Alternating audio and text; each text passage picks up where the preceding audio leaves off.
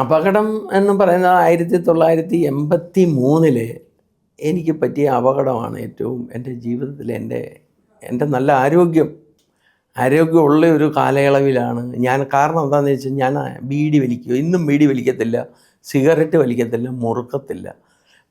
യാദർശ്യമായിട്ട് ഇപ്പോഴൊക്കെ വല്ലപ്പോഴും യാദർശ്യമായിട്ട് വല്ല ഓണമോ വല്ല വിശേഷങ്ങളൊക്കെ വരുമ്പോൾ ഒരു ലേശം മദ്യപാനം കഴിക്കും. അല്ലാതെ ഞാൻ സ്ഥിരമായിട്ടൊരു മദ്യപാനിയോ അങ്ങനെയൊന്നുള്ള ഒരു കാര്യമല്ലാത്തത് കൊണ്ട് ഞാൻ അന്ന് ആ ഒരു അപകടം എനിക്ക് മറക്കാൻ പറ്റാത്ത ഒരു അപകടമാണ് എനിക്കുണ്ടായി. കാരണം ഒരിക്കലും ആ അപകടം എനിക്ക് ഉണ്ടാകുമെന്ന് ഞാൻ ചിന്തിച്ചിട്ട് പോലും ഇല്ലാത്ത ഒരാളായിരുന്നു.